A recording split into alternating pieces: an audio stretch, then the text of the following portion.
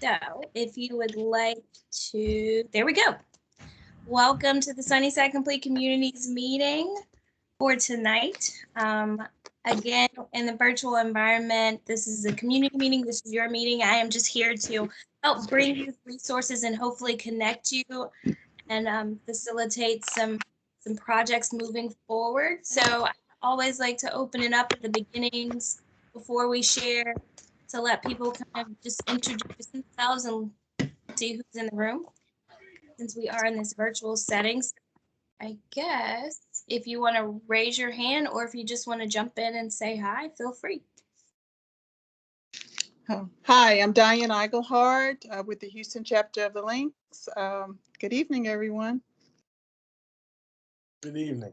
Good evening. Hi. Hello, I'm Deborah Walker, Sunnyside Community Redevelopment Organization. Hello, everyone. Hi, Ms. Walker. Hi, Deborah. Hi, Deborah. Hey, Mr. Cave. Good evening, everyone. Good evening. I'm Charles Cave, resident of Crestmont Park. Good to see everybody. Yay, it's good to see you. Hi, Mel. Hi, I'm Kathy Prevost Jones. We have a business on Reed Road, so I'm here representing the Prevost Center. Hi, Ms. I'm Jones. sorry, what's the name of your business? I'm Lindsay. I'm sorry. What's the name of your business? Prevost Center on Reed Road. Thank you.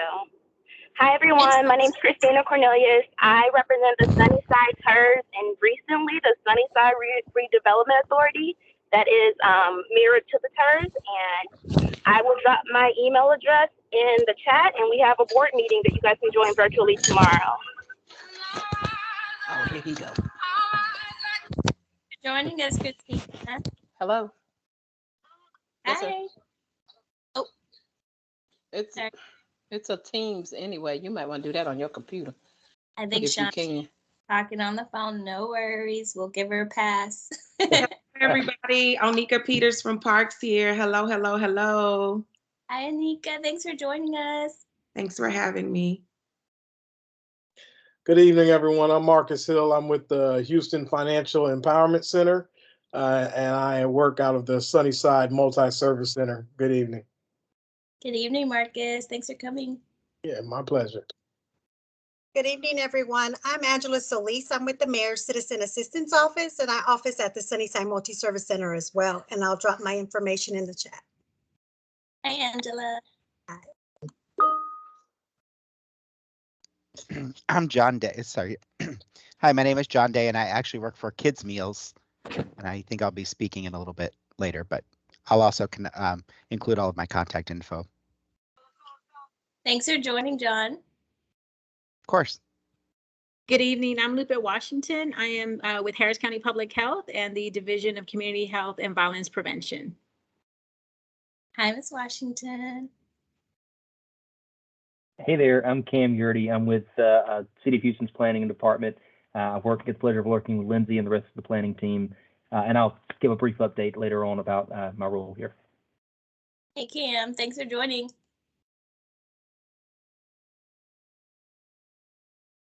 Anybody else want to say hi? Hi, Lindsay. Go ahead. Harris County Public Health. I'm with Lupe, and the last time I talked to you, you were driving in a car. So thank you so much for inviting us to your meeting. Thanks for coming. I usually don't drive on meetings. It was Saturday, so I just want to put that. Are you kidding? We were happy to have the Houston City Planner from Sunnyside. I'll take you any way I can get you in our meeting. Thank you. Thanks. I'm Ann Rosenwinkel. I got interested in Sunnyside when we worked on the Complete Communities project. So listening in today. Thanks for joining us. Good evening, everybody. I'm Nahab Fanbula with Harris County Precinct 1 Commissioner Ellis Office. I'm a community engagement coordinator for Sunnyside and some other communities. I'll be dropping my contact in the chat for anybody who wants to reach out. Wonderful. Thanks. Happy to see you. Hello, Nahab. How we doing, Mr. Cave? Wonderful. Good to see you again.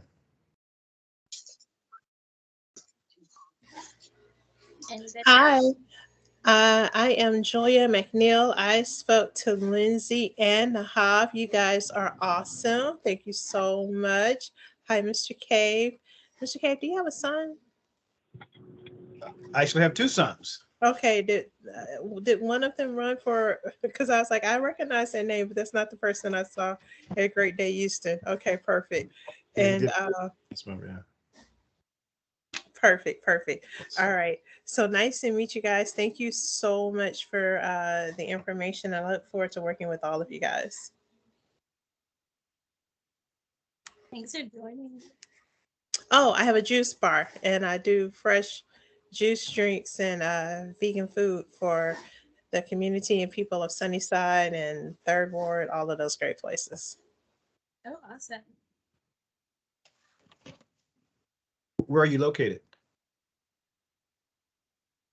So we are mobile at the present time. We were operating inside of the Georgia Brown Convention Center and Minute Maid Park on the inside, but since COVID, we had to pivot, do things a little different.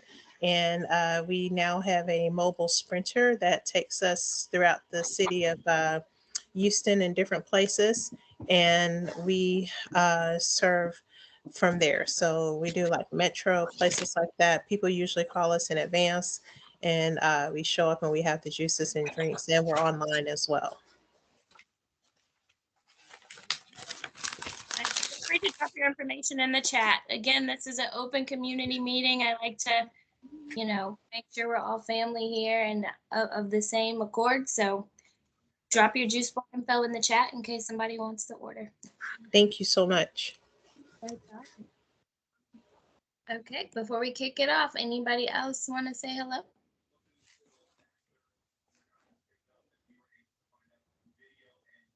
All righty. Hello, can you guys hear me? Yes. Hi, good evening. This is Action Jackson. I'm calling in on this dial-in. I'm here because we are with Action One Media and the Black Marketing Initiative, and our purpose is to increase the brand development of social impacts in Houston that are impacting industries in the community. And we do that through working together with businesses throughout the south side of Houston, Texas. Some of them are in this call. And so I just wanted to say hello. Happy Thursday to everyone, Action Jackson, and look us up at Action One Media at moderntexasmedia.com. You'll hear from us later. Thank you for joining us. Feel free to drop your info in the chat, guys. Okay. So with that, I am going to go ahead and share the slides.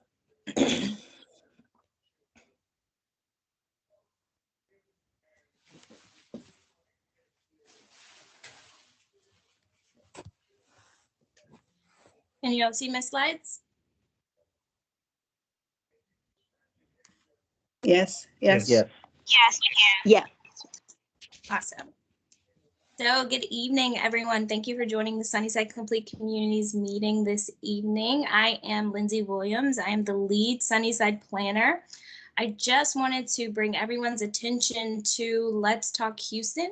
That is the method in which I communicate most readily with the community. Things that are going on. If I get a flyer, I'll put it in there. If there are upcoming meetings, which there are several, they're in there.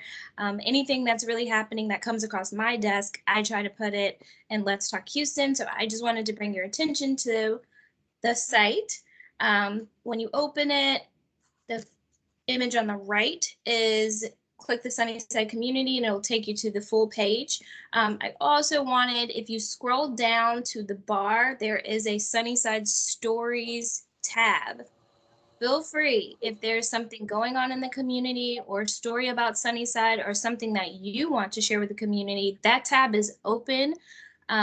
You create your story, put the pictures in, format it in whatever way you'd like, as long as it meets general guidelines, meaning, no creative language or obscene pictures, I will post it. And it usually is a really quick turnaround on those. I get notification if you drop something in there. So if you ever want to communicate with the community on a quick basis, feel free to utilize that Sunnyside Stories or drop it to me.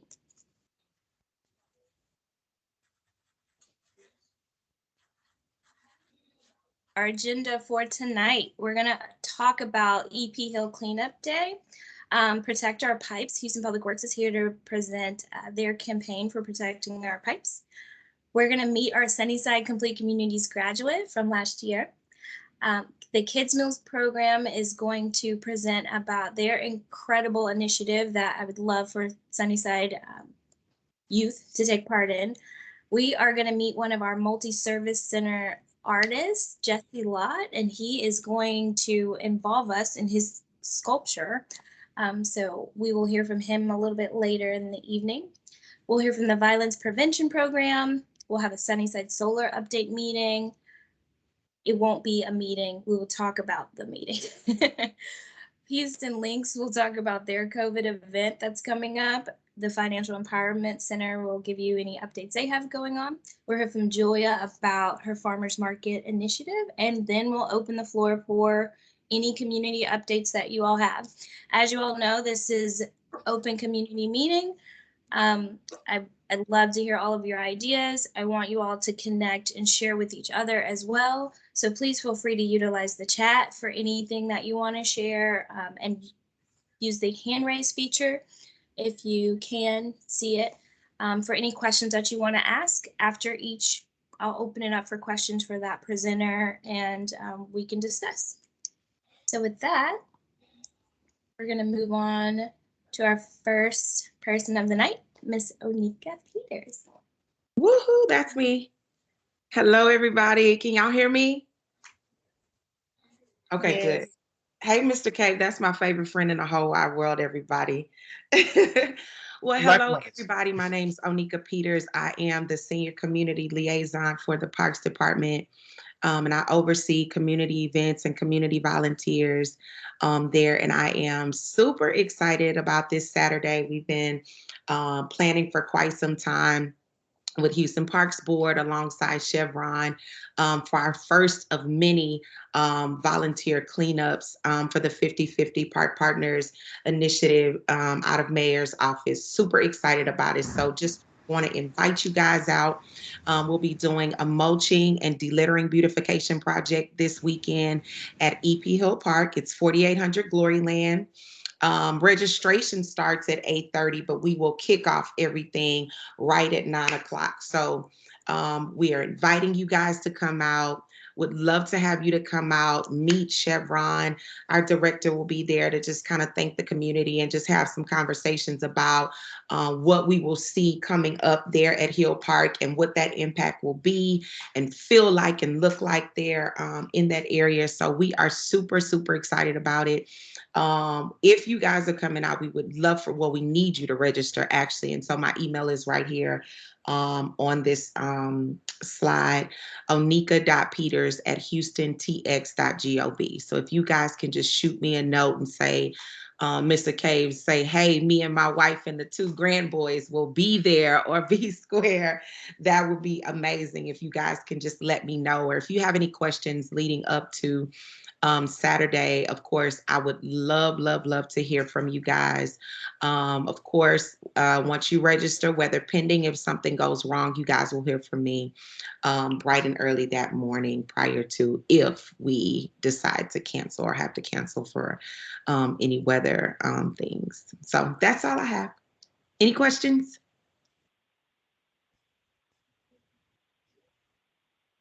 Hello, you said if the weather's bad or something, which we will send out a you will- notification to all registrants, right? So we already have our registrants from Chevron, of course, our community registrants. We pushed this out a little bit earlier in the week, and then we'll, we're doing this piece today. And so if you guys are coming, you will register, and we will let you know. If we have to cancel, we will let you know something. You'll see that by the time you wake up bright and early on Saturday morning, if not late on Friday night. So will we have to register online or something in No, order for ma'am. you I all just to? said to register, you can email me, and my email address is right here on the screen. Onika, ONEIKA .Peters PETERS at HoustonTX.gov. And just shoot me a quick email, and I'll be happy to get you locked in from there. Thank you. You're welcome, Ms. Deborah.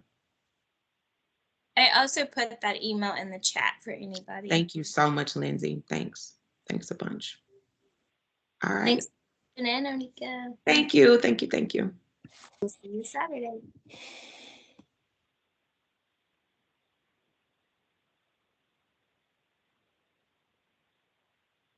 So next up, I want to introduce you to Jessica. So Complete Communities University was relaunched last year with Department of Neighborhoods, and Sunnyside was blessed to get an amazing graduate who's already doing work in the community. So I'm going to let her take it.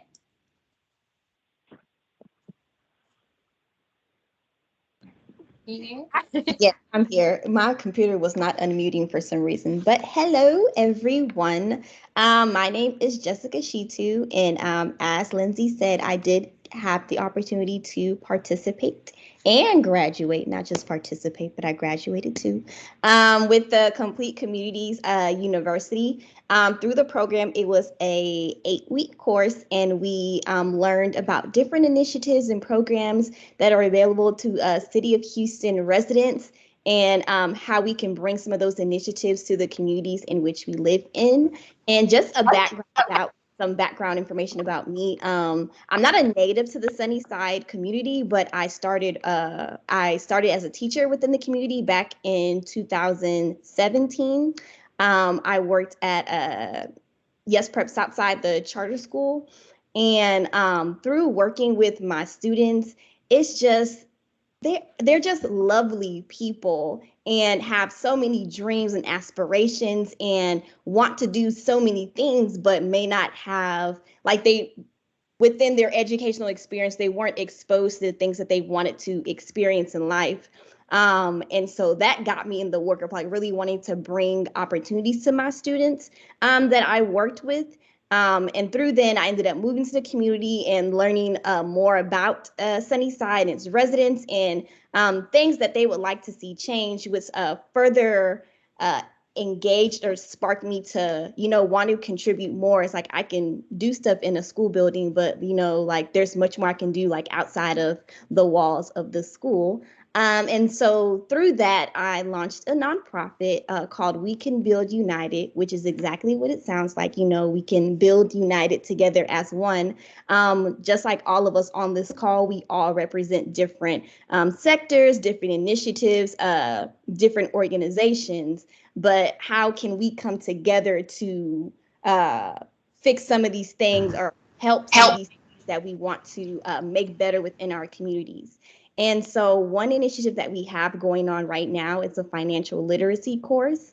By daytime occupation, I'm a high school college counselor, so I help students through the whole process of financial aid, applying to schools, getting scholarships, all of that stuff. And a lack that I did see within the youth is learning how to properly manage their money, not just spending it on food and clothes, putting stuff away for the future. And so we started this financial literacy course for youth in the Sunnyside area. And through the 6-week course, at the end of it, they'll get $100 to start their own financial literacy journey with opening up a savings account. And so we do plan to continue working with the students that we have now, possibly doing another installment on investing. So, what are stocks? What do you know? There's digital currency and all these types of things that are happening within this 21st century, and getting them hip to that knowledge as well. But that's a little bit about me. I will put my contact information in the chat as well as our website if you just want to know a little bit more about what we do and how we can partner with one another to really establish change, not on the surface, but deep level change that will, produce generational changes from years to come. Thank y'all. Wonderful. Thank you, Jessica. I see you and Marcus connecting just in the future. I think that's a good alignment. Just throwing that out there. Yeah, most definitely. I was just thinking the same thing. Are there any questions for Jessica?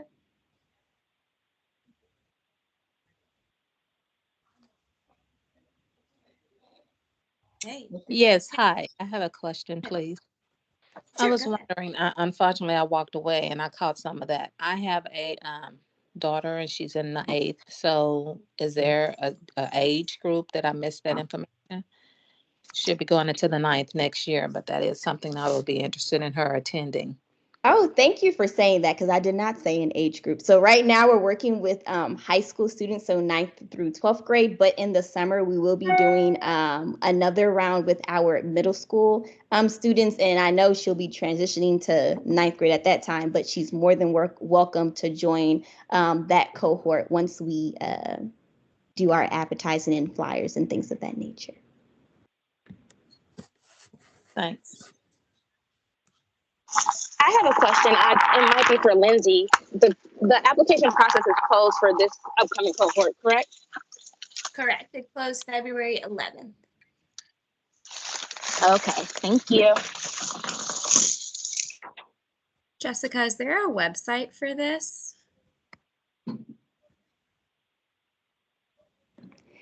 A website for the financial literacy. I just posted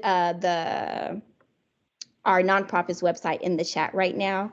And you can also follow us on Instagram, and then you can get some more information there as well. And I'll put that in the chat also.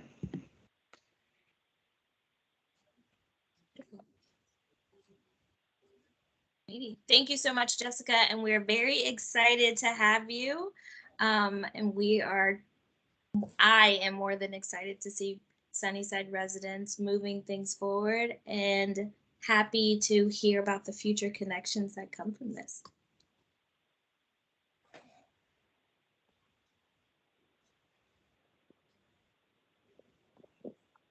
I am going to pass it to Sarah to talk about protecting pipes. I don't know why this image is so pixelated also.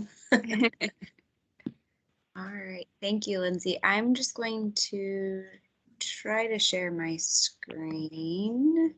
All right, can you guys see the presentation? Yes. All right, great. So first off, Lindsay, thank you so much for giving me the time here to talk about Protect Our Pipes. And thank you, Onika and Jessica, both for just sharing all of the great work you're doing.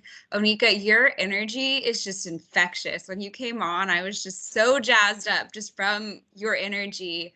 And Jessica, I was just so inspired by everything that you've done for the community and starting your own nonprofit.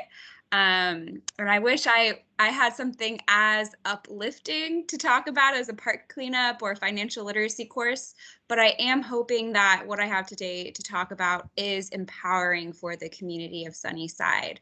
A little bit about me. My name is Sarah Robinson. I work for Houston Public Works for the Houston Water Service Line. And so I work to develop and launch programs to help provide resources to our communities for protecting our water system. So that's both our drinking water and our wastewater systems is what I work primarily with.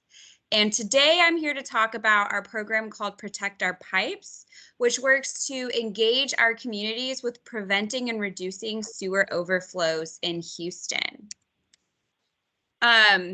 So I know this isn't the most attractive photo, but this is ultimately what I'm here today to talk about. So this is a photo of a sewer overflow that we at Public Works responded to just outside an apartment complex. And this is just to show an example of what, when I say sewer overflow, what we're talking about. It is a backup of untreated wastewater that for a variety of reasons does not make it to our wastewater treatment plant and instead ends up into our streets and our homes.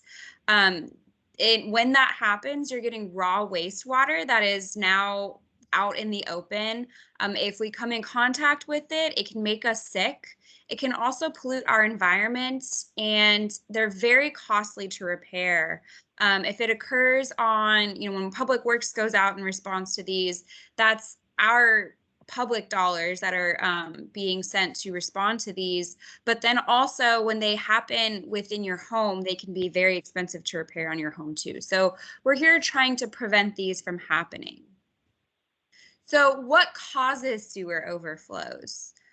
Within Houston, the vast majority of our overflows are caused from blockages in sewer pipes. So typically you'll get a blockage and all of that wastewater has nowhere to go. So it ends up coming out of our manholes in our streets, such as what you can see here, or it'll come out of the clean out valves on your property. So these are just kind of white pipes that you might find in your front or backyard.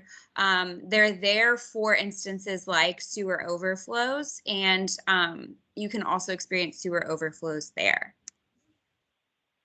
So these blockages are caused by two main sources. One is by cooking fats, oils, and grease that are disposed down our kitchen sink. So this could be, you're done frying a meal or sauteing a dish, and you're cleaning that pot or pan with all of the butter and oil and grease in the sink, or you're pouring your leftover fry oil into the sink. It can also be, if you're cleaning off your plates and there's oil and grease left over on those. The other main source is wipes and rags. So these could be products that you're flushing down your toilet.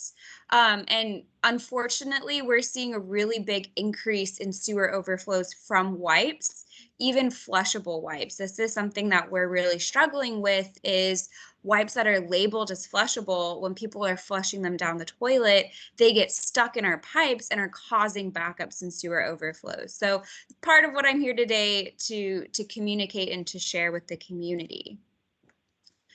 I did want to just take a minute to bring it a little bit local to Sunnyside. This is a problem that we're experiencing every day across Houston, but I also want to recognize that this is a community-specific problem as well, too. So this is just a chart showing all of the public sewer overflows that occurred in the Sunnyside community in 2021. And I broke it down by month just so you can see how it varies over time.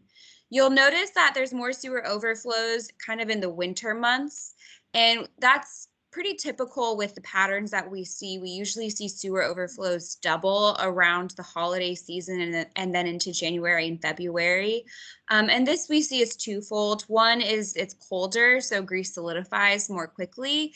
And then also you have a lot more cooking around the holidays or cooking big meals. Everybody's coming over and coming together as family and friends. And so you're getting more grease that's actually put into our system as well.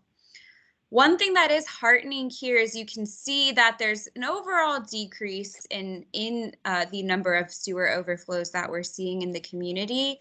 And that's pretty consistent with the pattern that we're seeing across Houston. Is just a decrease in sewer overflows this year compared to last year and over time. And this is just looking at the same data, public sewer overflows in Sunnyside for 2021, but it's just showing where they are all occurring in the Sunnyside community. So I just looked at all of the zip codes that are within the community and just mapped out the public sewer overflows caused by grease and wipes within the past year. So why am I here talking to all of you about this? As I mentioned, most of our sewer overflows are caused by grease and wipes. So it can be concluded that if we prevent grease and wipes from being put into our wastewater systems, most of our sewer overflows can be prevented and indeed can be stopped from occurring. So our Protect Our Pipes campaign is our approach to engaging the community around how to properly dispose of cooking grease and wipes to prevent these sewer overflows. So in the kitchen, we ask residents to pour any leftover grease, oil, fats, salad dressings, sauces, all of that into a container. Let it cool in the fridge and then toss it in the trash. And then in the bathroom, only flush the 3 Ps. That's pee, poo, and toilet paper. And we just ask that everything else go in the trash. So how can you help? You know, we at Public Works know what the cause is and we know how we can prevent it from happening. But the best ways to engage our communities in this initiative to spread the word of this importance is something that we do very much rely on our communities to assist with and to provide local knowledge and local connections for. I know we're short on time today, but I do hope that this is just the beginning of an ongoing conversation. And if this is something that you have ideas or suggestions for avenues to reach out to, places where we can hang posters or the best or events we can attend, places we can give presentations, of course, I'm open to that now. And we are also happy to come back to a future meeting or to other civic club meetings to go more in depth into this issue and hopefully have more of a dialogue, a back and forth where we can talk about ways to further engage the Sunnyside community in Protect Our Pipes and preventing sewer overflows. And with that, I'll open it to any questions. I see one in the chat. How does a business get connected to the city sewer system? Okay, so you're still on septic. That is a very good question, and I don't know the answer to that myself, but I can look into it. And I don't know if you have a contact information or like a phone number I can follow up with, but I'm happy to look into that for you. That's Dr. Stallworth, I believe. Yes, and I can pass you her information. Perfect. Thank you, Lindsay. I have a question, Sarah. You mentioned putting the liquids into a container and in a refrigerator, and they turn into solids, and then toss it. So where are you guys going to help provide containers? Because that's asking a lot for people and businesses to every time there's liquid and storage space. So are you guys? Is there some type of program where they can issue out some type of recyclable container where once it becomes a hard solid, you can dump it, reuse it, or you can pass out disposable containers made exactly for liquids to be poured into and disposed of once they become a solid? The short answer is yes. The longer answer is that there are a variety of different tools you can use. Personally, in my kitchen, I just take like an old tin can, left over from soup or from cooking, and then I'll use that as my grease disposal jar. Everyone's not going to have that. Some people don't. They're not going to have the tin cans or the coffee cans in numerous amounts to have on a disposable basis. So. Yeah, so another thing that we do is we do have some fat trapper bags that when we go to community events, we sometimes bring and hand out, especially around the holidays when we know people are going to be cooking a lot more. Okay. And so we can distribute those to the community. Unfortunately, they're not very big. And so we haven't really found something that's, larger for a massive scale cooking project, but they are very useful for like just cooking dinner. And those, what we've seen really work is you can pour it into these bags. They're heat resistant. You let that cool and you almost create a solid block. So then you can just dump that block of fat into your trash and reuse the bag for your next meal. So we do have those, certainly, Julia, we can we're happy to come to events across the community and distribute them that way.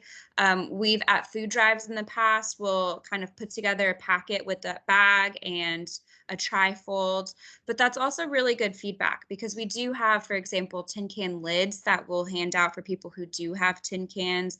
We'll recommend glass jars, you know, like if you have an old salsa container, those work well too. But we really do want to make sure we're accommodating for all of the different needs of the community. When it comes to businesses, most restaurants are going to have a grease trap that's regulated by the health department that they're cleaning out regularly, and they have a grease hauler who will come in and clear out that grease trap. We do have a program that we've piloted with some apartment complexes where we'll hand out grease bags to all of the units, and then we'll put on site a cooking oil recycling station. Okay. And residents can come, and once their bag is full of grease, they can pour their grease into this cooking oil recycling station, and then the grease hauler will come and pick up all of that grease once it's full. It's a great program. It works really well, especially at apartment complexes where they're seeing a lot of sewer overflows. The one caveat is it does take some maintenance on the management side, just making sure that only cooking grease is being disposed of in these cooking oil recycling stations. And we've also pursued that with, you know, places of worship or multi-service centers where maybe that's a partnership that we could pursue as well. Place like a cooking oil recycling station somewhere central in the community, and then let the community know that this is a resource available to further engage them in disposing of cooking grease. Okay. Thank you so much, Sarah. Are we pushing this out through the schools? We are. Unfortunately, I will say we had a pretty robust school program. We did a lot of kind of train the teachers prior to COVID, and we've tried to get very creative in engaging the classrooms around this post-COVID. One initiative that we've launched is actually working with a select number of students within schools, so then they become the spokespeople for the rest of their school. So, for example, in elementary school, picking some fifth graders who might be, you know, more plugged into after school, they get very involved in the campaign, and then they can go out and teach the rest of their schools and distribute materials, fat trap or grease bags, those types of items. It has been a little hard with COVID. Teachers are just so busy. So it's been a little bit more challenging getting into the classroom. And that's one thing, I guess, one ask I would have for everybody here. If any of you have connections to schools, we would love any help to get more involved into the schools. Wonderful. Thank you so much, Sarah, for joining us. If you don't mind dropping your info in the chat, if people have further questions to follow up. And we are going to move on to kids' meals. I'm going to share my screen. Is everybody seeing it? Yes, thank you, Lindsay. Oop, something popped up in front of it. Yeah. Hi, everybody. My name is John Day. I'm the Chief Operations and Program Officer for Kids Meals. Thank you for having me on tonight. Also on is my operations coordinator. Her name is Olivia Cunningham. She's on the chat, or she's on the call also. So if you're not aware of who Kids Meals are, I'll go ahead and tell you, but I'm assuming some of you have seen our vans in the neighborhood. We actually deliver free, healthy meals directly to the doorsteps of Houston's hungriest children. We focus on preschool ages between the ages of 0 and 5. And we deliver Monday through Friday directly to the doors of to the homes. And if you've seen our van, you see we stop and we honk twice and the kids come out and get their meals. We currently are feeding just under 4,000 children a day in 44 zip codes in Harris County. Sunnyside is one area that we do service. However, we know there's more need than what we're seeing. So that's why we're here tonight. We would love for all of you to know about us so that you can recommend us to anybody that you know is in need of help. As I was telling Lindsay a little bit earlier, when we first tried to start going into a neighborhood, we know it gets to be a little tough, and people don't know about us, so we know word of mouth is the easiest way to get connected to anybody who needs assistance. Olivia does go out and do recruiting events in neighborhoods. I know this afternoon she was out across from, I believe, I don't remember the name of the center she was across from today. So we will be out in the neighborhood a lot. You will see us there a lot until April. And then we're going to start recruiting in some other neighborhoods, and then we'll come back to Sunnyside in the fall. But our goal really is just to feed as many preschool age children as we can. What we do is they have to have a 0 to 5-year-old to qualify for our program. Once they're qualified for our program, when school is out, so school holidays, summer, or anything like that, we actually are able to feed the brothers and sisters as well. We know it's not okay to walk up or pull up to a house, hand a lunch out to the 5-year-old and drive off with the 7 and 8-year-old standing there. So we feed all of the kids up to 17 years old in the household on summer breaks and during school holidays. We also provide a ton of 3 times a week, we provide fresh produce or fruit. So we have fruits, vegetables, all kinds of fresh things we get from the food bank that we hand out to our families. And then 2 days a week, we do grocery bags, which consist of 4 canned good items and a bag of either rice, beans, something like that. So we do really try to help the families and not just drop a lunch and go. We also have 50 wraparound partners that if someone is in need of something else, they can reach out to us and we can definitely direct them in a way of getting support in whatever they need. And I am available if anybody has any questions for me. And one thing you didn't mention, John, is it doesn't affect their benefits. Oh, I think you muted. Sorry, that's one thing I always forget to mention is just that, yes, we don't report back that if you're receiving SNAP benefits, WIC, SSI, we don't care what else you're getting. We just want to feed the kids. So we ask on our application if any of those items are received by the family, and that's just for our purposes to know that we're helping 25% of our families get SNAP benefits. That's good for us to know. So does anybody have any questions? If we have a food service and we want to participate in the meals, how may we do so? You can reach out to me. I'll put my contact information in the chat again. I am the one who does all the operations for getting the meals made, packed up, sent out the next day. And the Hope providers, we call our delivery drivers Hope providers, and the Hope providers that go out into the communities. We do partner with a couple of things there in Sunnyside. We partner with Hope Farms. They actually give us fresh produce and to hand out to, I think, one of the zip codes 77051, I think. So we hand out fresh produce from them once a month to our families, and they're trying to boost that program and actually do more. So we do partner with some people already in Acres Home, or I'm sorry, in Sunnyside. Okay, perfect. Thank you. Absolutely. Thank you. So I have flyers in the application. So if anybody needs those physically, you can reach out to me or John's team.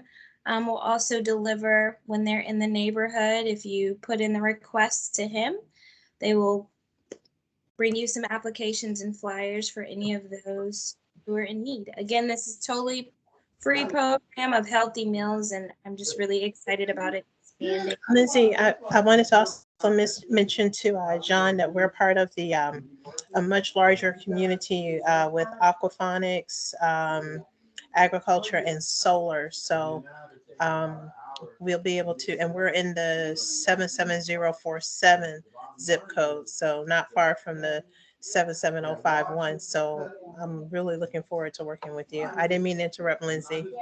No, I think that's awesome. Any partnership that we can get within their own communities, we really appreciate. Again, we have the partnership with Hope Farms, then they do something over there. We actually have a chef who grew up in Acres Homes, so he buys turkeys at Christmas, and once those delivered, he delivers them to the Acres Homes neighborhoods with our groceries and stuff like that. So we really appreciate any partnerships for the neighborhoods that you're in. Thank you. 77033. Thanks. Okay. Wonderful. There's no more. Thank you so much, John. Thank you. And I muted myself. So we are going to move on to our bulk portion of the night. I'm really excited about this. This is part of our action plan project. We are going to meet artist Jessie Lott. Can you guys hear us, Sophia? Hi, everyone. Can y'all hear us okay? Yes, I can hear you. Okay. I was quickly read the bio, unless you wanted to. Oh, please, yeah. Okay. So Jessie Lott is a visual artist and activist born in Louisiana and raised in Baton Rouge before he arrived in Houston, Texas. He attended Hampton Institute, California State University, and finished his education at Otis Art Institute in 1969. He is a member of the group of artists, educators, and civil rights activists that co-founded Project Row Houses in Houston. In 2016, Lott received the honor of being awarded the Lifetime Achievement Award in Visual Arts Award by the Art League Houston. His artwork exists in the collections of the Museum of Fine Arts Houston, as well as curators, collectors, and museum founders integral to the history and fabric of American post-war modern and contemporary art in the South. So, on a local level, Lott is an activist for fostering youth involvement in the arts and leveraging art making as a tool for individuals to develop mental health stability, facilitate economic vitality, promote neighborhood development, and ultimately inspire good citizenship.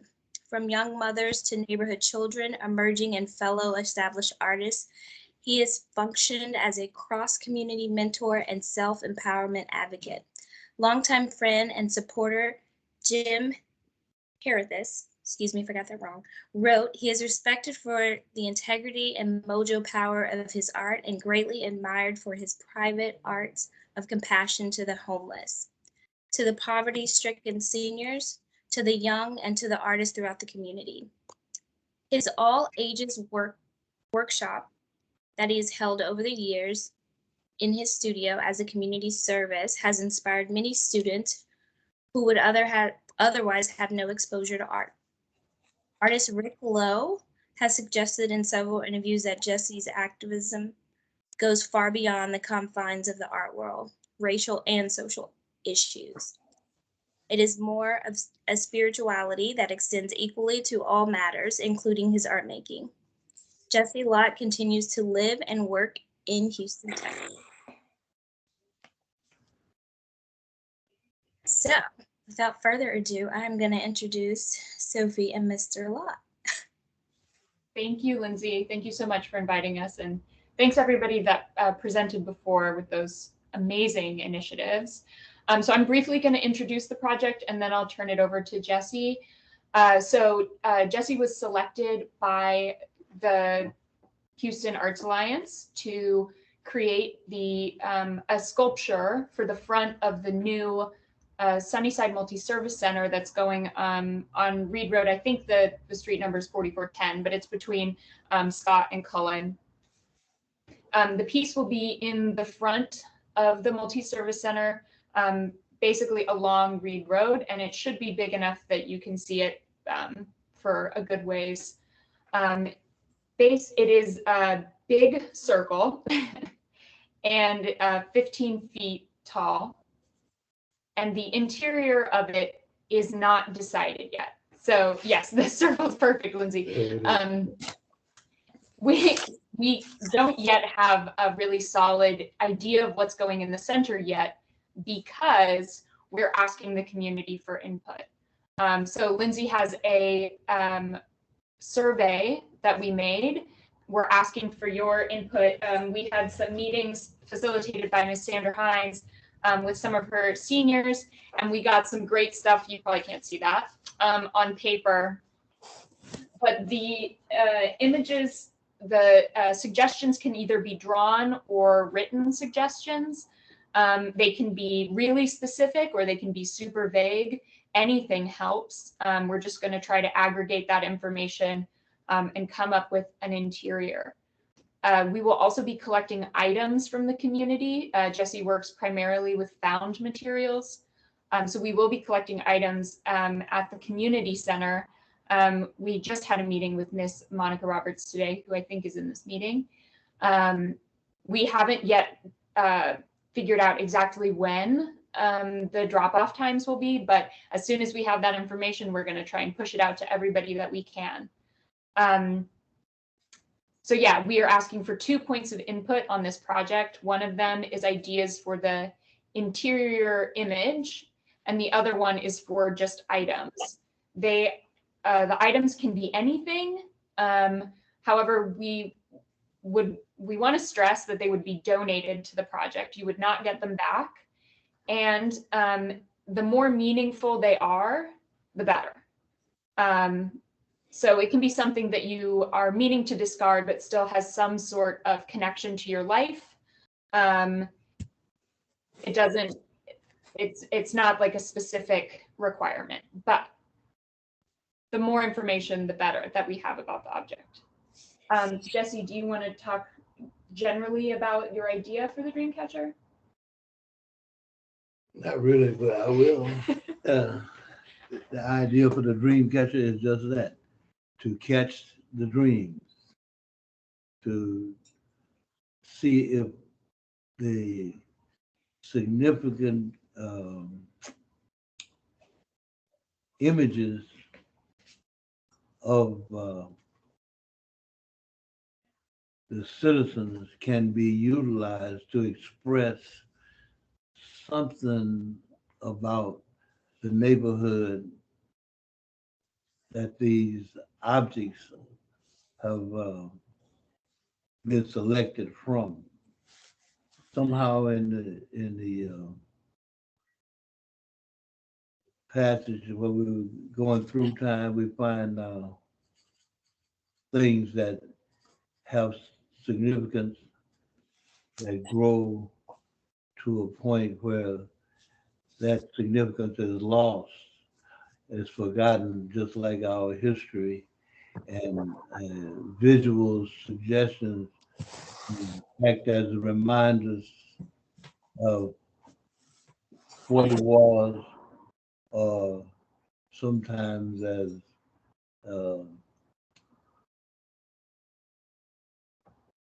dreams about what it might be in the future. That's why we're using this form of the dream catcher. And the dream catcher is images supplied by the remnants of the past in order to have some form of projection for the future. As far as I can go. Do you want to talk about your ideas about light and color? Because those are good. Well,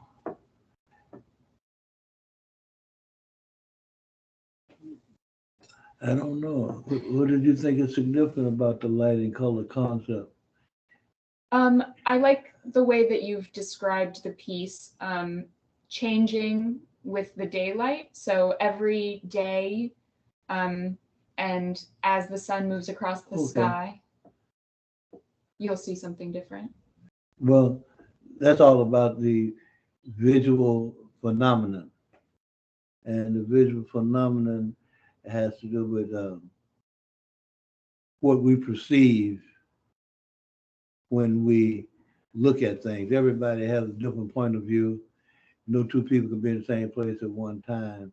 And when you see something, that's something that you see on the horizon is your view. It's your imagery taken from your view, even though we may be looking at the same thing from a relative similar point of view. Each person's personal point of view presents a very personalized image, especially when you look in the real landscape. distance has a big part to play in what we perceive. Color has a big part to play in what we perceive. Shape has a different plays a big difference in what we see, and really the atmospheric conditions change, and that plays a big part in what we have to see. And each one of us, as a unit of interpretation, have a difference in what we see when we see that thing. And the image that is brought forth in the historical sense starts to mean something to us, but the meaning is locked up in not what we actually see, but what we perceive of when we see that thing. I'm inspired by the words of Stevie Wonder when he said, maybe someday I'll see your face among the clouds. And my inspiration came from that, because if Stevie Wonder can see an image that reminds him of something and inspires him, then we all have something that we can look at and gain inspiration from it. Absolutely. Yeah, one of the things I think is so exciting about the Dreamcatcher is that because you're collecting ideas and objects from the community, it's a collective effort and a collective output, but also because of this very individual response to the artwork that changes over time, you also have a super personal and singular relationship to the artwork. So it's both collective and personal. And I think that your sculpture being both of those things at the same time is wonderful. Well, hopefully that's the way it's going to look. But the point I like to make is, when we perceive of a work of art, most of the time in this era, we only perceive of those things that we have a prior knowledge of, and we look at it through the lens of history. That is, we go and look at the great masterpieces, but we already know what to expect from the great masterpieces. And we look at the people who are just beginners, and we see how their work relates to the great masterpieces.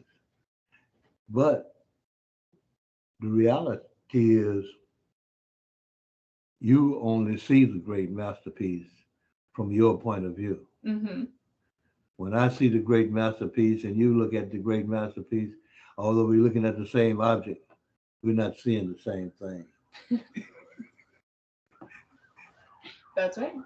Absolutely. So that's the general concept for the Dreamcatcher, that it is specific to Sunnyside in very many ways, but also interacts with each individual viewer of it in a different way. At a different time. Right. So you may see something one day that the next day you don't see, or something else catches your attention, or some quality about the piece appears to you that maybe didn't appear before.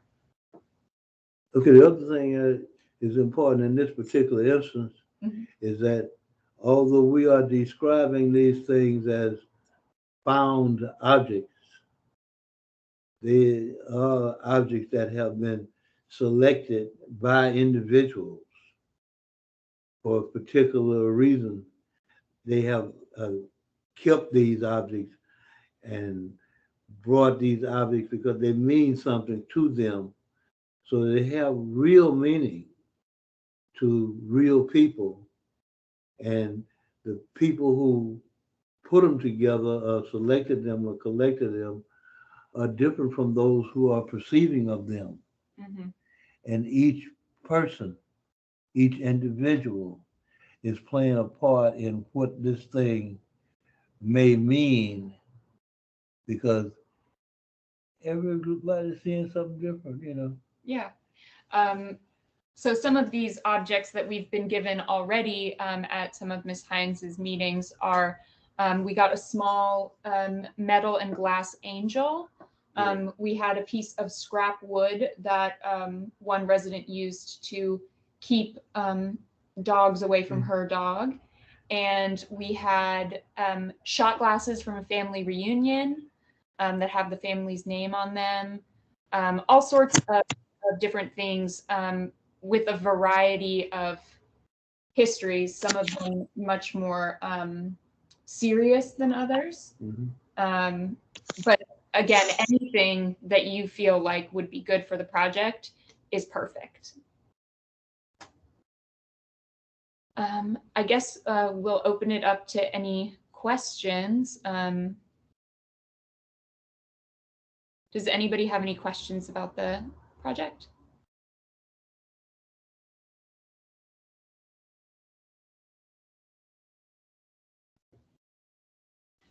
You all say we can. Hello. You always saying that we can bring things to the center. What kind of things that you can use? I mean, what kind of material? Glass, rubber, or plastic? Yeah. Any type of material. Each material will have its own personal history to it, so it has a significance. If you bring something that's made of glass, then the glass itself has a significance. The color of the glass has a significance. The shape of the glass has a significance. Even the condition of the glass has a significance. So we will extract meaning from these different things when we look at them in a context. As people, what we have to do every time we view anything, we view it in a context. And the context that it is in is what gives it meaning. So a bit more of a practical answer to that is the size doesn't really matter. Anything super big, probably, like we don't want a whole car, for instance. However, any object that you have that you think could survive outside. So pieces of paper will not work. Like thin or low-grade plastic probably won't work. Something that you think will survive outside, we'll take. So that's more of a practical consideration. Also, we don't yet have an exact time for when we're going to be open for receiving items. But as soon as we have those specific times, we're hoping that they'll be quite regular for a couple of months. We will let everyone know. There's another question from, oh, do you want to say something? Okay, question. There's a question from the chat that says, how long would it take to complete? And we have a pretty specific timeline for the completion of the artwork, which is around the time that the building will be completed. A lot of this depends on how long it takes to gather the materials. And then also some more practical considerations like permitting. But we do hope to have it finished before the fall. A sort of loose date range would be maybe sometime between August and September. But that's assuming that nothing happens. The most significant point at this time, as far as the timing is concerned, would be a collection space somewhere in the neighborhood of the site that we could utilize to put the pieces together and actually scrutinize the individual pieces to see which one could be used. And we have to have, for practical purposes, some collection space where these things can be evaluated and put into categories so that they can be used for expression. Does that make any sense? Yeah. Okay. So if somebody have a warehouse or space that's available where objects could be assembled and viewed and evaluated, if we could have the use of that, we might cut down some of the production time and get this thing done a little bit ahead of schedule. We've been getting pretty decent participation as far as people donating the memorabilia, but having a location where this memorabilia can be stored and assembled has been the problem. We haven't been able to really iron that particular part of the question out yet. Although we're working on it. We worked on it today. Another question from the chat, can we bring articles of clothing? You certainly could bring an article of clothing. However, I'm not sure it would make it into the final sculpture just because of the durability of clothing. Chances are the fabric color would fade and it probably would fall apart after a little while. So I mean, you certainly can bring an article of clothing. It's also, if it's really meaningful to you, you could take a photo of it and send it to us so that we're able to see it, and you could tell us a little bit about it.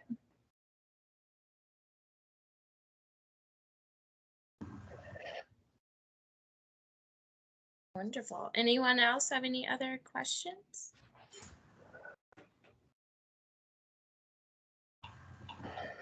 East End Makers Hub could serve the storage and production aspect of this project. That is a great suggestion, and we will ask about that. Jesse does have a studio. It's just in 5th Ward, so oops. So it's a little further away from the project site than we would like. I'm putting I accidentally put the wrong thing in, but I'm putting my email in the chat now. If you have any further questions, you can email me and I'll relay those questions to Jesse, or any suggestions or anything like that. Also, Lindsay has my contact information. Did you have anything to do with the sculptures in Galveston with Juneteenth? No. No. Wonderful.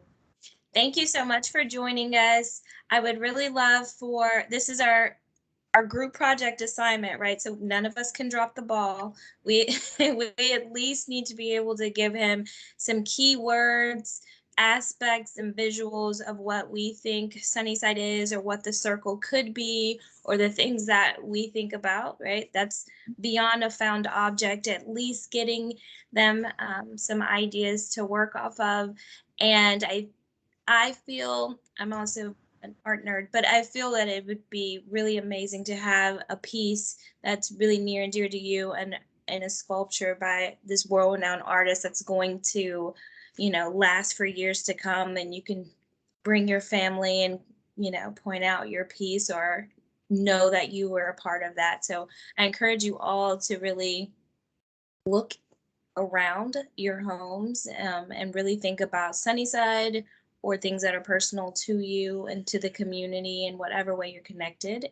We will be sending out the survey. By we, I mean I will be sending out the survey so they can get the typed at least suggestions of what you think this sculpture should be and what Sunnyside means. And I will then, once we determine the drop-off location, time, and get that all ironed out, I'll be passing that information on to the community as well and post it to Let's Talk Houston, of course. I just want to reiterate that the survey has both a typed section and a spot where you can drop an image. So if you want to draw something or take a photo of something and drop it into the survey, that is available to you.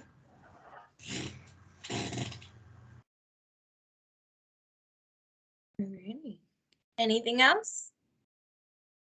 Oh, any good stories about the history, you know? Sunnyside has got a great history to it. So any stories about it could be added so that the images could tell the stories. You see what I mean? Does that make sense? I think it makes sense. It makes sense. I think we can do it. I believe in us. I think we can get you some good stuff. Okay, let's see what happens then. Thank And you so much. And thank you for your kind words in the chat as well. And look, we're gonna do it anyway. But whether we get the space, but we have the time and all of that, we're gonna do it anyway because it's necessary. Agreed. We want to see it done. It's gonna get done. We're gonna make sure you get some help. All right, thank you, ma'am. Appreciate it. Problem. Please be sure to also pass it along to any other residents, your neighbors. Let them know that this is going on when we shoot out the information. So it'd be great to make sure everybody is aware and that we share it. I'm also going to try and get you connected with the youth in Sunnyside and the students as well, because I think this would be a really great project for them to pitch and lend in on.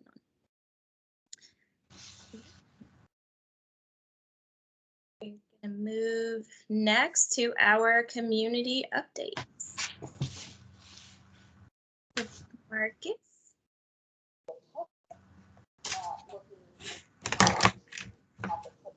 I'm sorry, I knew I was going to get caught cheating. I was looking at another screen.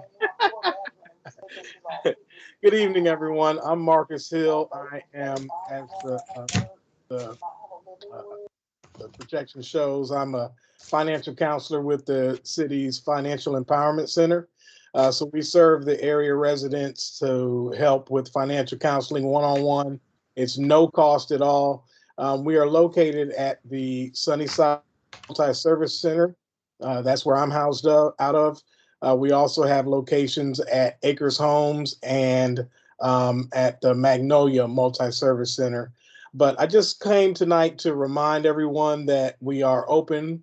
We are still serving Houston area residents during this COVID time. Appointments only for the one-on-one in-person counseling. But I dropped my contact information in the chat. We have a You Can Book Me, and our information is also right here.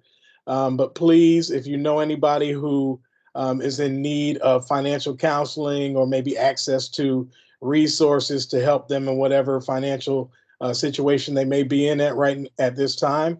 If you have clients or family members or just anyone that you know that may be in need of just someone to go alongside them and hold them accountable and help them to deal with the financial times that we're in. This inflation that's going on is ridiculous. And I think we all could use a little bit of extra expertise or help, also with student loans, different things that we can help deal with. So if you know anyone that might need our resources, we are open and we are serving the community. But in the multi-service centers themselves, it's by appointment only. So a person would just need to contact us and set up an appointment time. And again, I'm going to drop my You Can Book Me information in the chat, and that will be a direct link to my calendar. And it's easy to just go on there and book a 30-minute session or an hour session, however time we may take to look at a person's finances. We help build credit, decrease debt, make sure that people are accessing the right type of banking accounts, and also really establishing an emergency fund. We got some great programs with matching funds to establish a savings. So if you want to learn more about those things, just get in contact with me, and we're here to help. If there's any questions, I'm happy to answer any questions anyone has.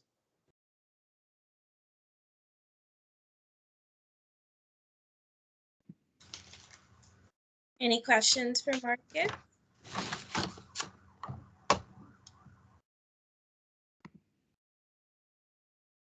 I just want to thank Marcus for being out here in Sunnyside area. So thank you so much. My pleasure. Wonderful. It's really an awesome service. People pay a lot of money for these type of things and it's free. So I would utilize it, even if it's just an initial consult. Thank you so much, Marcus. You're very welcome. Thank you, Lindsay. Next, we're going to, oh, there she is, Ms. Washington. Hi, yes, good evening. Thank you so much for having me. I really enjoyed hearing about all the great things that are happening in the Sunnyside area.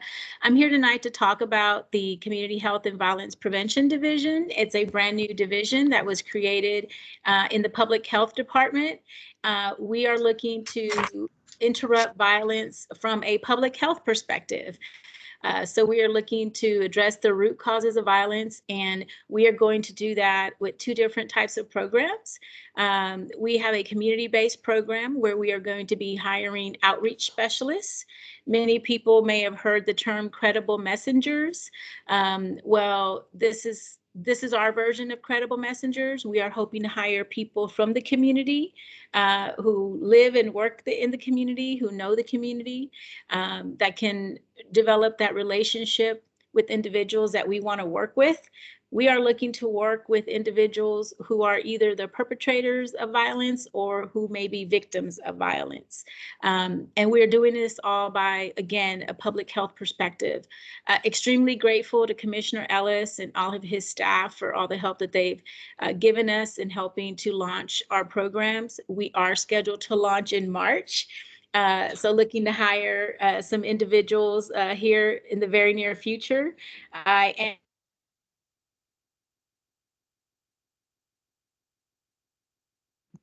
think you muted.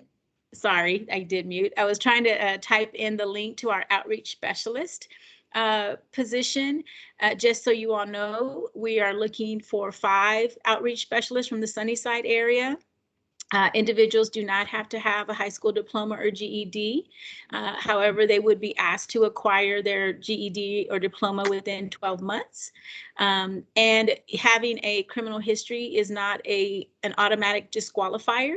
Actually, having some lived experience may help individuals do the job a little bit better. So we're considering people from all backgrounds, all walks of life to help us in this endeavor.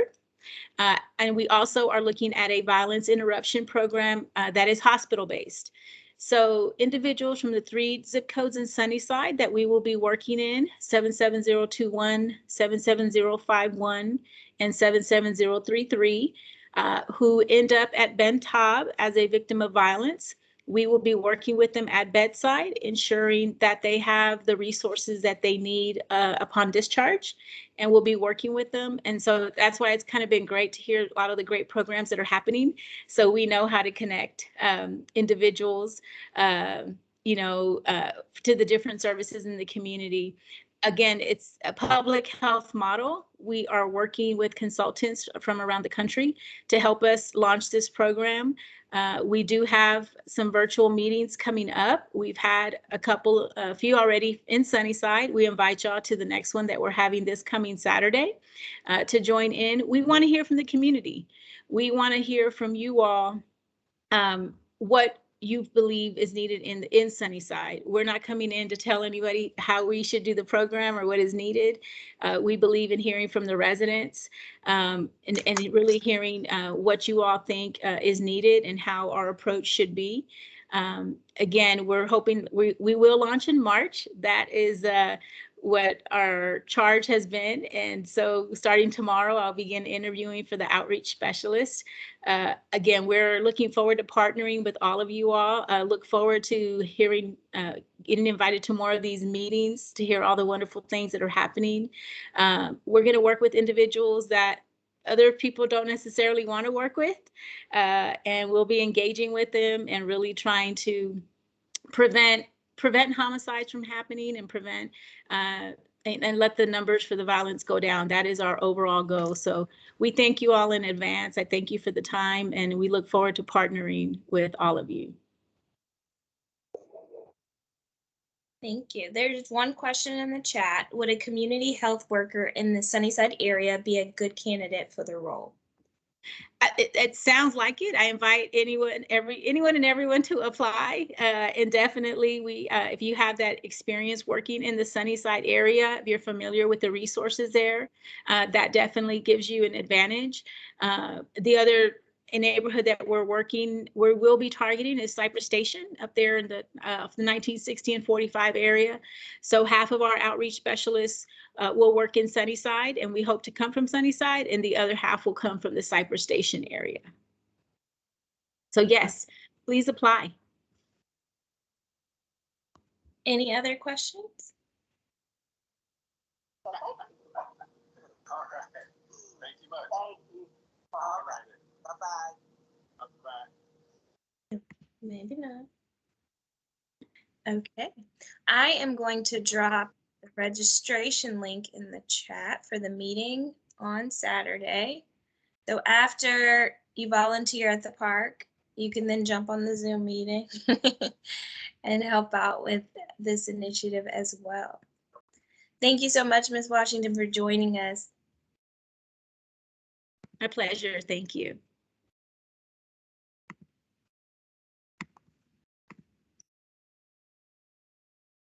Next up, we have Ms. Dory Wolf. Thank you, Lindsay. It's been a while since I've shared about the project putting a solar farm on the former landfill in Sunnyside.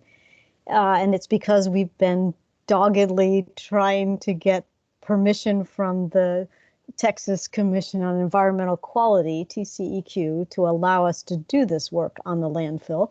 So you haven't heard much because there hasn't been much to share, but Kevin Dancy of St. James Baptist Church asked us if we would conduct an information session at the St. James Baptist Church, and we said yes. So that's going to be happening on Monday, March 7th at 5:30, and there is a place to register. It will be in person.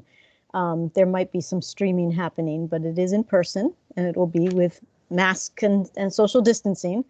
But we encourage anyone who wants to hear the latest to join us for that.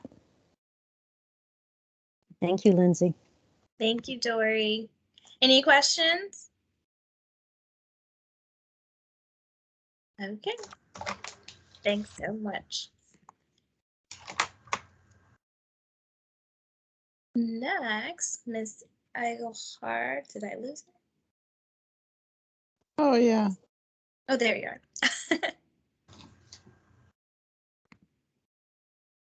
Oh, you're muted. Oh, no, I think you're muted right now. Okay. There you go. Oh, Am I? Okay. Hi, I'm Diane Eigelhart, a member of the Houston chapter of the Links, and we just wanted to share with the Sunnyside neighborhood. We are targeting 2 zip codes, 77033 and 77051. And these are the 2 zip codes that we're focusing on in having vaccine events and health literacy education regarding the vaccine. So many people still don't understand it, still are hesitant about getting the vaccination because of lack of knowledge. And so we want to fill in that gap and give a lot of expert advice, I should say, build their confidence. That's the better word. Build their confidence in making a better decision regarding their health. So when we have these events, we do have members of our chapter that are in the medical field that are there and available to answer questions regarding that. Should I take it? Should I not take it? Or dispel any of the myths and misinformation that is being distributed. So this will be our second event on February the 26th from 2 to 5 at Mount Hebron Missionary Baptist Church. So please share this out. These 2 zip codes are still high in having unvaccinated residents. And so we're continuing to provide very convenient access so that people can just walk up. You don't have to make an appointment, you can just walk up. So please share out. This is for the first vaccination, If you need the second one, that'll be available. If you need the booster, that'll be available too. So thank you for listening to me, and please share out. Thank you. Thanks for joining. Are there any questions?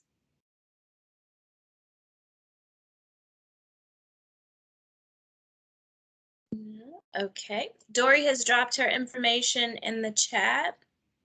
Anne, I see your question. I'm going to drop that as soon as we get through community updates, just in case anybody missed the EP Hill information.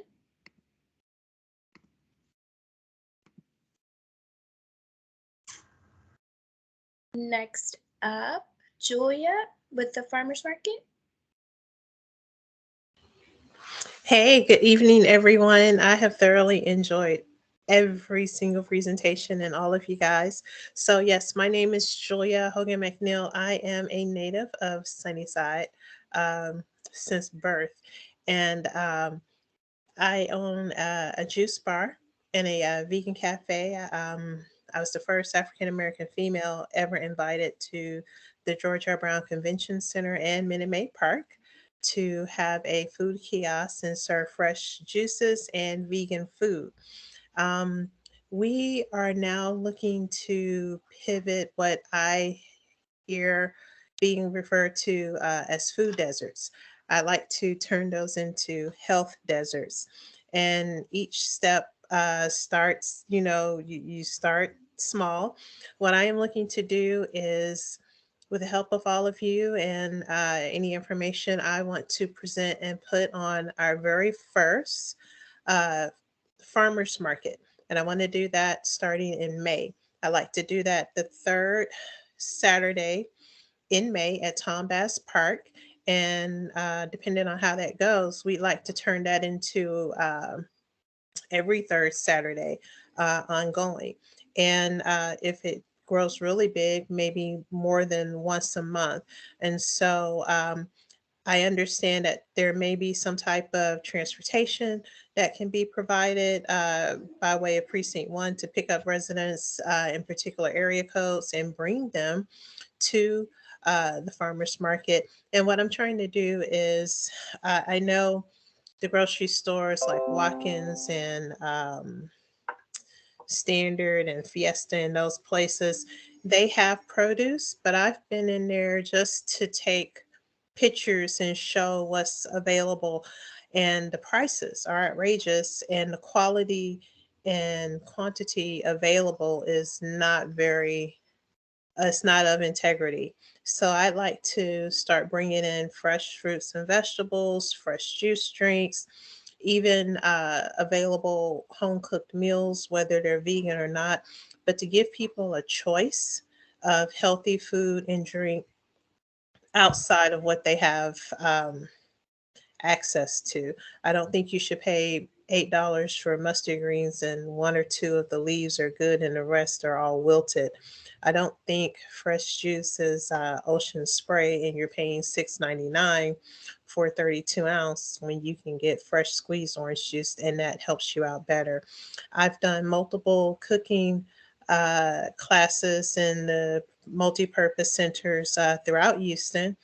We also started out with food trucks where we've done feeding the homeless and things of that nature. But now what I want to do is bring it back to Sunnyside and just start introducing people who live here and people who are moving back to Sunnyside and just show them and get additional vendors to come out and present different healthy options at affordable rates and also give vendors or businesses a platform to showcase what they have that can help with people living in the community and do it at an affordable rate. I also know that people are on WIC, Lone Star, things of that nature.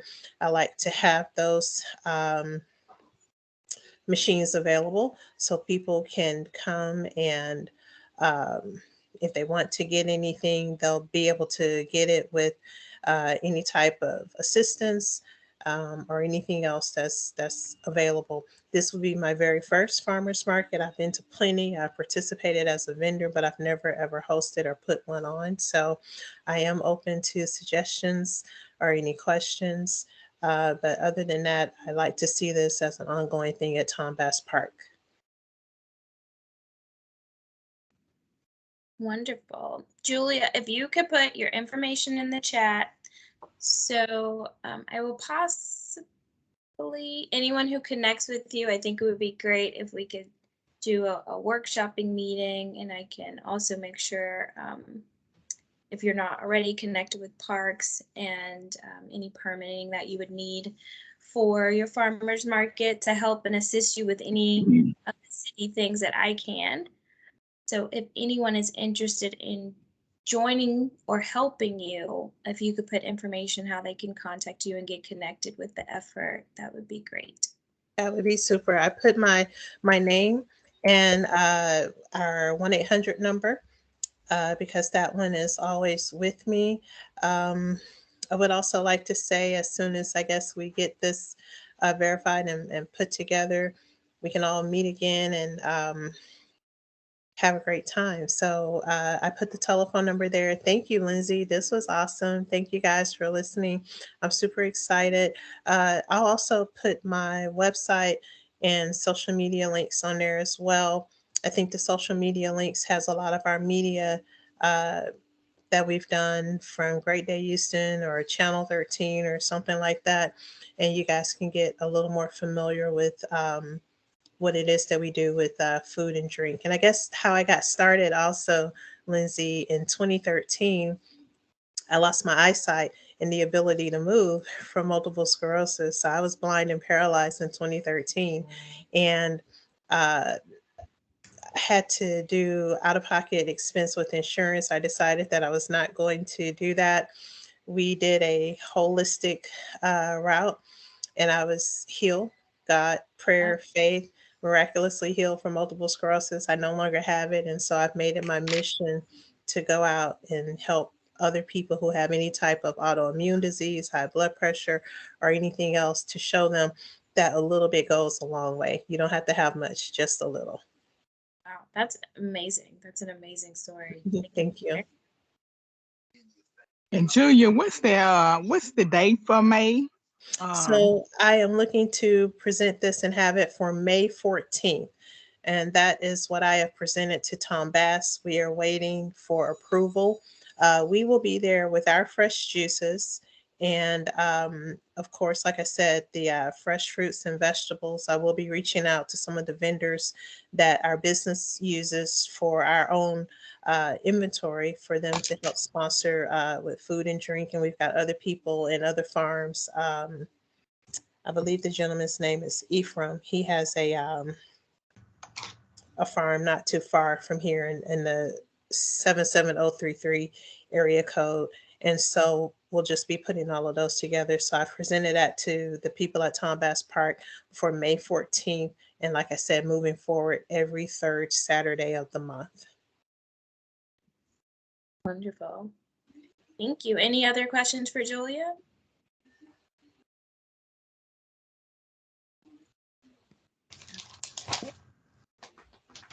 I'm going, Cam, are you still here? Oh yeah, I'm here. There Yeah, no, thank you, Lindsay, for giving me the chance to just speak for a moment about the reason that I am here with the city of Houston in their planning department, and sort of ways you may be seeing me over the next into the future. So I was brought on about 6 months ago to work on economic development projects, specifically within the complete communities and our city's opportunity zones. And so I have begun, sitting in on meetings, trying to understand more about each of the 10 communities that we work with. Just about a week ago, we received, some of you may have been a part of this process, the input process for this report, but it's the IEDC, the International Economic Development Council. The city partnered with them over the past 2 years to bring outside experts in to experience each of the 10 complete communities and provide feedback, observations, and recommendations about how each community may be able to move some of the action plan items forward, and gave some specific recommendations. And there's 4 different categories up there: business attraction, workforce development, asset mapping, downtown revitalization, and local business support, and then small business development. And so, like I said, about a week ago, we finally received the deliverable from that effort. And so our city planning staff is currently looking through those, reviewing them, trying to understand feasibility of some of the projects that and tasks that the professionals that were brought in recommended. And so we'll be bringing this back to you shortly. I don't have a definitive time frame on this yet, but shortly we'll be bringing the report to you and trying to get some stakeholders together to assist in implementation of some of the projects that were recommended. So be on the lookout for the announcement, the breadth of that document, and then opportunities to get involved as we start to implement some of the projects that were recommended. My contact information is there on the screen. I'll also drop it in the chat again. Feel free to reach out if you have any questions about economic development in Houston. Glad to be a resource for the community and look forward to working with you all on some of these projects. Thank you, Cam. We'll be following up as far as Sunnyside. Once Cam has done his feasibility study, I will gather the troops again so we can start moving things forward, figure out where we're going to get some funding, locate some sites, all of those good things. So this is going. I just wanted you guys to meet Cam, who has been amazing in terms of economic development for our complete communities and has been helping us move things at a quicker pace when it comes to implementing in these communities as well. Are any questions for Cam? Yes, Yolanda has her hand up. Yolanda? Can you hear me? Yes. Oh, I do have a question. I'm trying to get his phone number. Yes, I'm putting that in the chat right now. See, it's something blocking it. It's 832-393-6638. I will also drop it in the chat as well, just so that's if you can't see it on the screen. Okay, I'm going to call you, Lindsay, because I loved it tonight. It's been fabulous. But I know I don't come every time, but I haven't heard anything about economic development for our area. And I want to make sure that that's on the agenda. I love the social things that we got going. But if you remember my phone calls to you and to the other people on there, don't leave that piece off. Don't let us just be a social piece. So I'm going to call you, Cam, and just see what I can do and just bug you about this. We want economic development in our area. Great. I look forward to talking with you, Yolanda. Thank you.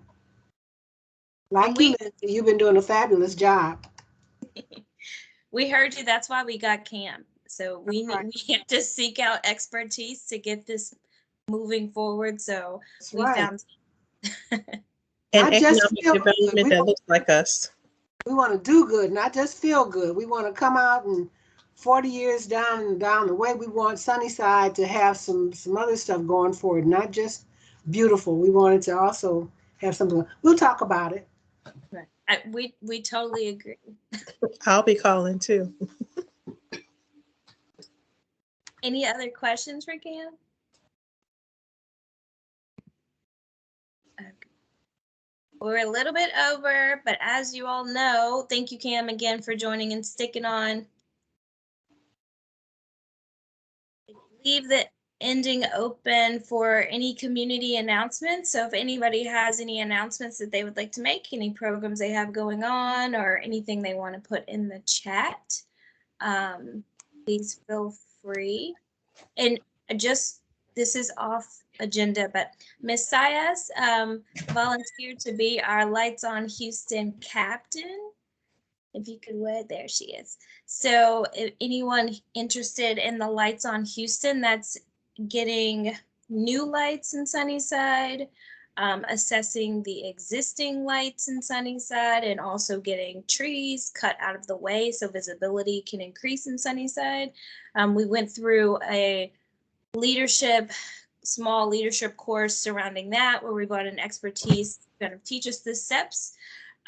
Ms. Sayas volunteered to be the captain to lead the charge, but we definitely need more residents. Jessica has expressed interest. I'm putting her on the spot, but she's expressed interest in joining your cohort. So anyone who is looking to link up with that, with sending in the lights that are out that need to be updated, areas in your community that need lights, so we can follow through with those things. It should be, from what was explained to us, it is not a very long turnaround. So we should be able to see some of those improvements within the next 6 months. Anybody interested in help is one announcement that I'd like to pass on. Does anyone else have anything they want to add or any announcements they'd like to make? I do. This is Action Jackson. Can you guys hear me? Yes. Yeah, so I'm gonna just say this quickly. We have an event going on March 4th with a company called Nanco Aero. And I have to say this because a lot of the things that occur in Sunnyside and in the South Side corridor is what we're calling it, are because of not just lack of opportunities, but exposure. And so one of the things that the coalition we've been forming for the past year has been doing is finding ways to expose not just youth, but even us adults to different things, from travel abroad to solar to aquaponics, certifications, and also technology, which is huge because in the next couple of years, a lot of things are going to be replaced. Like a lot of jobs are getting replaced with technology. And so I say all this to say that there's a company right outside of Sunnyside, right there by the HCC South Campus, also having a partnership with them, that is building drones, eVTOLs, which are like their vertical takeoff and landing. We know them as flying cars. And they have an event on March 4th open to the community with the Houston Tech Rodeo. And the purpose of this is because when you get to the Houston Innovation Corridor and a lot of the high tech, you don't really see a lot of us because we don't have a lot of the exposure. And so what we've done with Nanco Aero is we have taken an event that is normally specific to the tech community and opened up access to the community to join the panel at University of Houston downtown. Again, it's sponsored by Houston Exponential and the Houston Tech Rodeo. It's hosted by Nanco Aero as an aerospace, and the owner of the company, he's a part of our collective, and we are in Sunnyside, and we deal with the South Side, and his warehouse is right by HCC South. Okay, Miss Willie, the name of the campus. Okay, so the historian. I just wanted to drop that because both of my parents are from Sunnyside, and I was there for a bit before we were moved. But this is dear to my heart. And so here's the contact information. You can reach me. You can just reach me at actionjackson@moderntexasmedia.com. I'm going to drop the information for the event, but I want to see you guys there. Like, this is important because not only is this man right here working with the community, he's working to get his programs to help the kids at Worthing and Sterling to get practical building experience in aerospace and aeronautics. So I'll be dropping the information in the chat, and make sure you show up because it's a free event. It's at U of H downtown. That might be the only hassle. And I mean, just come because you never know what'll happen from there. Like they say, aim high, stay fly, and the sky's the limit. And I want our kids to know that. Like, I want our kids in our community to push and to know that there is no limit. There is no limit. And so I'm dropping in the chat, and I thank you guys for your time. So. Thank you so much. If you could also email me the information so I can make sure I circulate that and put that on the platforms for Sunnyside, that would be really great. Lizzie, I had to interrupt really quickly.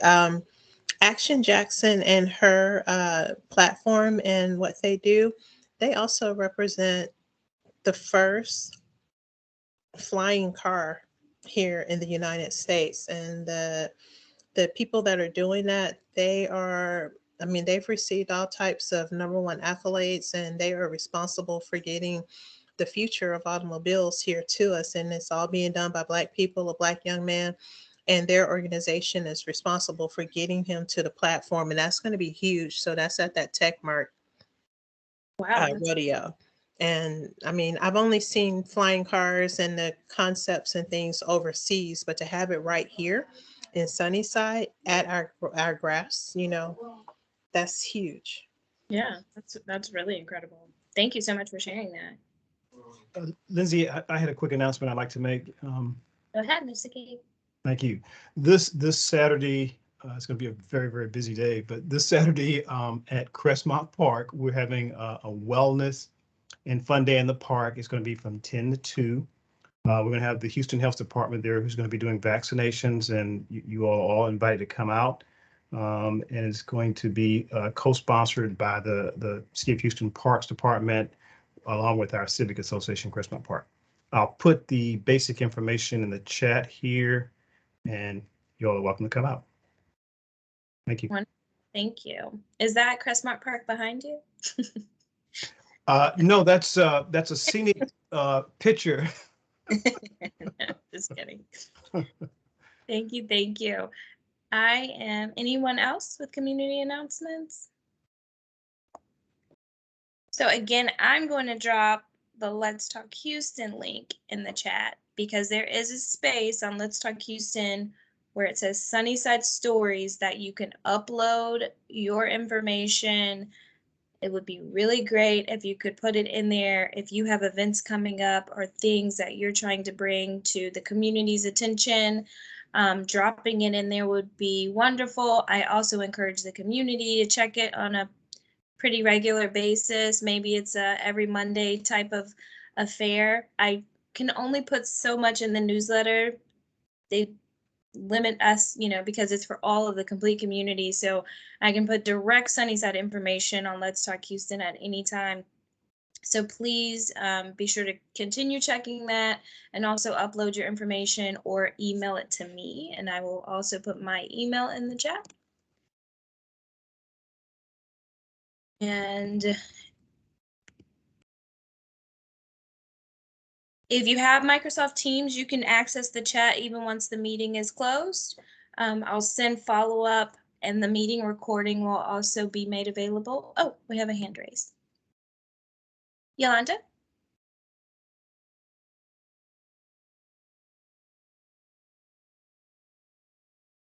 No, maybe so.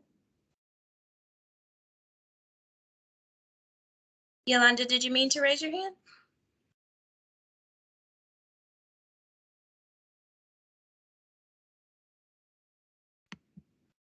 Okay, maybe not. Maybe it was a high five. So if we don't have anything else, I'm going to give you back your evening. Thank you so much for sticking on with us. And feel free to reach out to me with anything that you feel that I can help you all with. I hope you are encouraged and continue to connect and make Sunnyside the really awesome community that it is. And I'm going to end it there. Thanks again, Lindsay. All right, Lindsay, thanks. Thanks. Hello. Hello. Hi. Did you see my message about the Houston Public Library? Oh, let me see.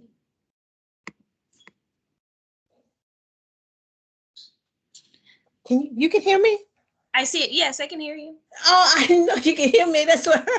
Yeah, I'm a Joseph from Houston Public Library, the Johnson branch, located on Reed Road. Hopefully next week we'll be open and offering tax services real soon. So I just wanted everyone to know that. Wonderful. Thank you. Thank you for joining. Okay. Miss Joseph. Yes. Do you guys still have those $1 books? Of course. Well, I'll be back. Okay. Okay. So thank you. That was a wonderful meeting. It really was good. Great show, great meeting tonight. Lindsay. Very informative. Thank you. Thank you all for joining. Okay. Okay, I'm hungry now. I'm getting off.